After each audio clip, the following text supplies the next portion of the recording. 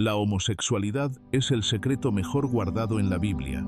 Al rastrear los manuscritos antiguos, emerge una realidad vibrante que hace pedazos el dogma moderno. En este video vamos a desenterrar las evidencias que la Iglesia intentó sepultar para siempre, exponiendo cómo el amor fue transformado en pecado mediante una pluma cargada de intereses oscuros.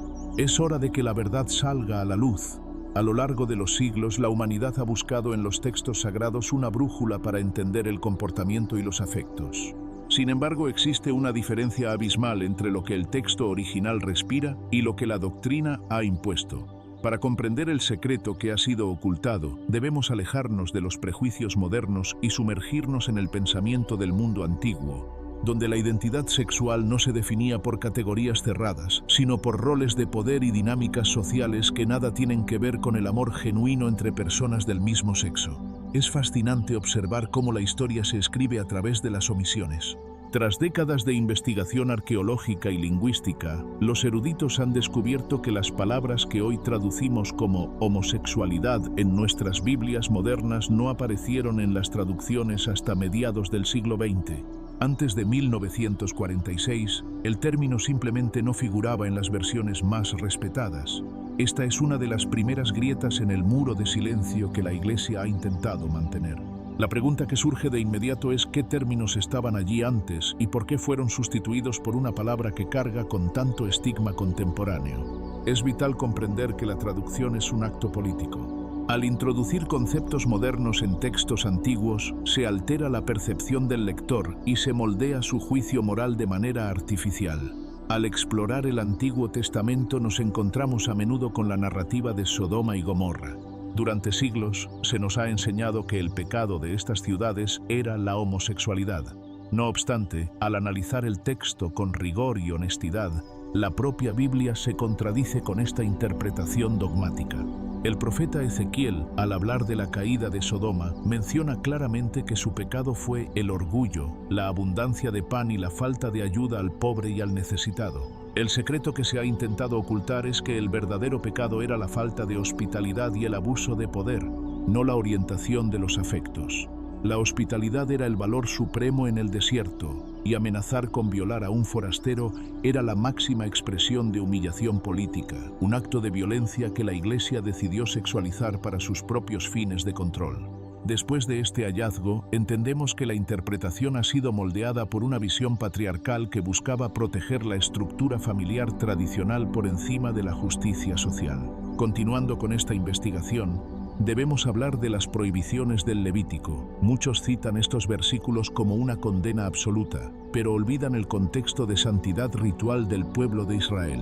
En aquel tiempo, la pureza se medía por la separación de las prácticas de los pueblos vecinos, como los cananeos y los egipcios, quienes a menudo incluían actos sexuales en rituales de fertilidad que nada tenían que ver con la orientación sexual personal. El Levítico es un código de santidad nacional que prohíbe comer marisco o vestir telas mezcladas con la misma intensidad. ¿Por qué la institución decidió ignorar la mayoría de estas leyes, pero mantener viva solo la que servía para señalar al diferente? La respuesta reside en la necesidad de crear un enemigo interno para fortalecer la cohesión del grupo. Es vital comprender que el concepto de orientación sexual es un descubrimiento de la psicología moderna que no existía en la antigüedad. Los escritores bíblicos no tenían una palabra para referirse a dos personas que se aman y deciden compartir su vida basándose en una atracción mutua. Por lo tanto, condenar una identidad moderna basándose en leyes de pureza ritual diseñadas para evitar la idolatría antigua es una de las mayores distorsiones que la institución ha perpetuado. Esta verdad ha permanecido en las sombras porque cuestiona la autoridad absoluta de quienes han usado la fe para segregar.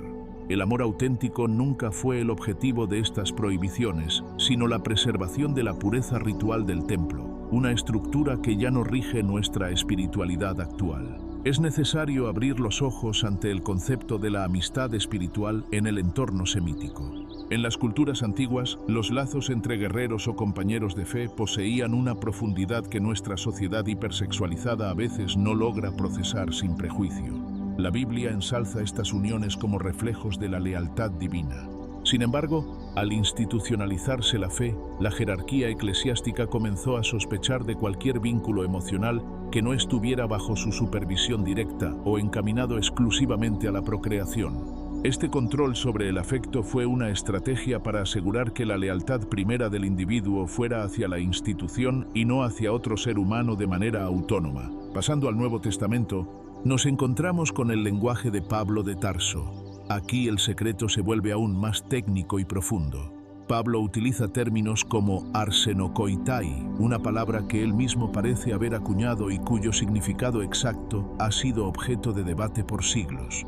Investigaciones recientes sugieren que este término no se refería a relaciones amorosas estables, sino a la explotación sexual y a la prostitución de culto, o incluso a la pederastia romana, una práctica de poder donde hombres adultos abusaban de jóvenes.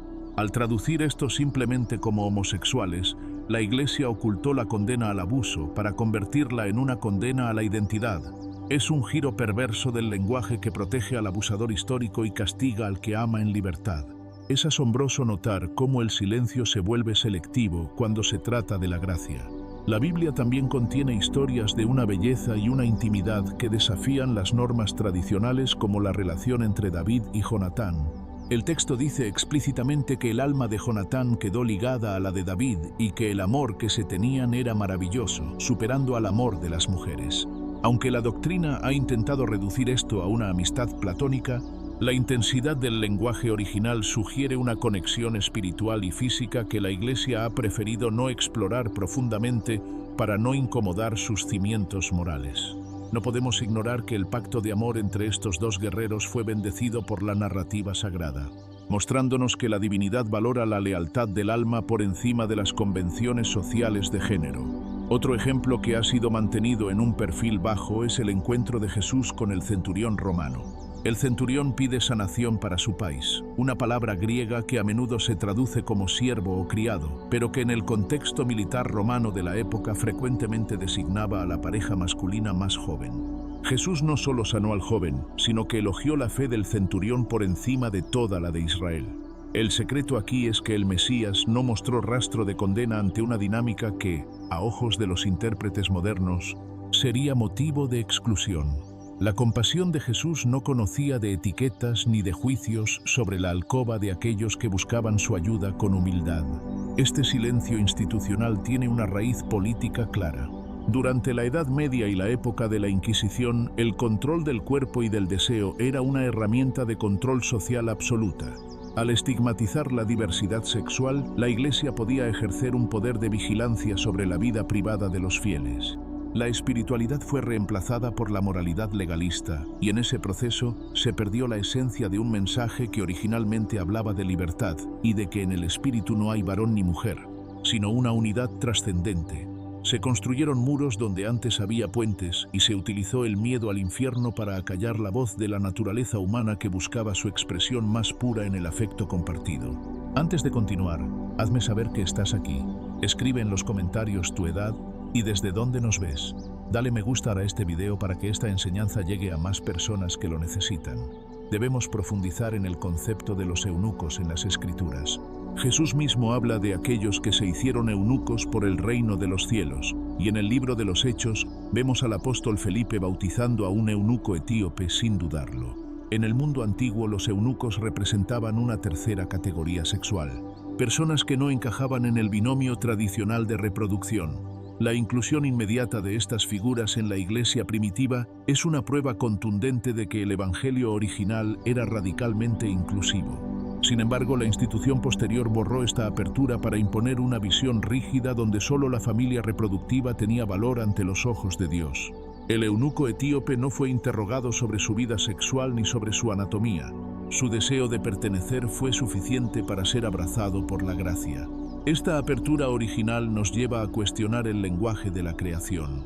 A menudo se cita el Génesis para establecer una norma única, pero olvidamos que la creación es un espectro de diversidad. Dios creó el día y la noche, pero también creó el atardecer y el amanecer. Dios creó la tierra firme y el mar, pero también los humedales y las costas donde ambos se funden. Del mismo modo, la diversidad humana no es un error de diseño, sino una manifestación de la infinita complejidad de lo divino. El secreto que la Iglesia ha querido enterrar es que la imagen de Dios no es estática ni binaria. Es fluida, expansiva y abraza todas las formas de existencia que emanan del amor genuino. La verdadera historia del cristianismo temprano es una de subversión contra las normas del imperio. Mientras Roma celebraba la jerarquía y el dominio, las primeras comunidades cristianas hablaban de una igualdad que asustaba a las élites. En estas comunidades, las personas marginadas por su sexualidad o su estado civil encontraban un refugio de dignidad. El secreto que se nos ocultó es que la Iglesia fue originalmente un espacio de libertad para los excluidos, no una aduana de la moralidad. Recuperar esta visión es devolverle a la fe su capacidad de sanar en lugar de herir. La traición al mensaje original ocurrió cuando el cristianismo se convirtió en la religión oficial del Estado y adoptó las leyes de control de los emperadores. Es fundamental analizar el papel de las mujeres y su relación con lo sagrado en este contexto.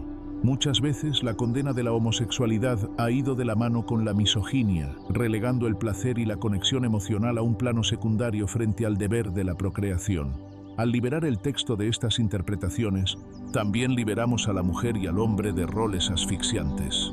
El amor, en su esencia más elevada, no busca poseer ni dominar, sino reconocer la luz divina en el otro, independientemente de su forma física. La obsesión por la procreación como único fin del sexo es una invención posterior que ignora la celebración del gozo y la compañía que encontramos en libros como El Cantar de los Cantares. Hoy en día, la arqueología del lenguaje nos permite limpiar el polvo de estas interpretaciones erróneas. El secreto ha salido a la luz gracias a que ahora podemos acceder a los manuscritos originales sin los filtros de los traductores del siglo XVII o del siglo XX que proyectaron sus propios miedos en el texto. Descubrimos entonces que la Biblia es mucho más inclusiva y humana de lo que las jerarquías nos han permitido ver. La divinidad, en su inmensidad, parece estar mucho más preocupada por la justicia, la compasión y la honestidad que por las etiquetas que los hombres han inventado para dividirse. La luz de la verdad no puede ser contenida por más tiempo en los sótanos del dogma. La ciencia moderna y la teología liberal están trabajando juntas para desmantelar los mitos de la condena. Al estudiar las lenguas originales, como el hebreo y el griego koiné, nos damos cuenta de que las palabras utilizadas para describir actos prohibidos se referían casi siempre a la violencia o a la falta de respeto por la propia naturaleza espiritual, no al amor consensual. Es un error de traducción y de intención que ha costado millones de vidas y un sufrimiento incalculable. La responsabilidad de nuestra generación es corregir este rumbo y devolver la dignidad a quienes les fue arrebatada en nombre de una divinidad mal entendida. Debemos recordar que la letra mata, pero el espíritu vivifica. La espiritualidad no es un conjunto de reglas, sino una experiencia de trascendencia. Cuando permitimos que los prejuicios dicten nuestra fe, convertimos lo sagrado en algo pequeño y mezquino. El secreto mejor guardado es que Dios no juzga a través de los ojos de los teólogos medievales, sino a través de la transparencia de nuestras intenciones. Si el fruto de una relación es la paz, el apoyo mutuo y el crecimiento espiritual, ¿cómo podría ser condenado por la fuente de todo bien? Esta pregunta es la que la Iglesia ha temido responder durante siglos porque desmorona su sistema de castigo. El amor es la frecuencia más alta de la existencia, y donde hay amor, la sombra del pecado desaparece por falta de fundamento. En la antigüedad, el concepto de pureza no estaba ligado a la represión, sino a la integridad del corazón. Al ocultar este hecho, la estructura religiosa impuso una carga insoportable sobre las almas sensibles, alejándolas de la comunión con lo sagrado. Es tiempo de reclamar el espacio espiritual que nos pertenece por derecho de nacimiento. La Biblia, lejos de ser un mazo para golpear, es un espejo donde la diversidad humana puede encontrar su rostro divino. Al romper el sello del secreto, permitimos que la luz entre en las áreas más oscuras de nuestra historia colectiva. Es necesario reconocer que la fe y la sexualidad han sido presentadas como enemigas por una estructura que temía la libertad del individuo. Pero al recuperar el sentido original de las palabras, vemos que el espíritu no se detiene ante las fronteras de lo que la sociedad considera normal. La sal de la verdad está comenzando a disolver las sombras de siglos de incomprensión.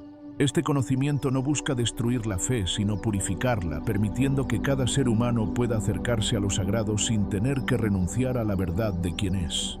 La reconciliación con nuestra naturaleza es el primer paso hacia una conexión genuina con lo divino, una verdad que siempre estuvo allí, esperando a ser redescubierta bajo los escombros de la tradición mal interpretada. A medida que avanzamos hacia una comprensión más profunda, nos damos cuenta de que el lenguaje del amor es universal. No necesita de permisos institucionales para ser sagrado. La verdadera santidad se encuentra en la entrega, en el sacrificio personal por el bienestar del otro y en la búsqueda constante de la verdad. Estos valores son los que realmente importan en el registro eterno de la vida. El secreto que se ocultó no era una prohibición, sino la maravillosa diversidad del diseño creativo de la existencia, una diversidad que refleja la infinita creatividad de lo invisible. Al final, debemos abrazar la valentía de cuestionar lo que se nos ha dicho, no por rebeldía, sino por amor a la verdad. Si sientes que esta información ha aportado una nueva luz a tu camino, te invito a suscribirte y dejar tu like. La búsqueda de la verdad es un acto de valentía que nos pertenece a todos. Nos vemos en el próximo video.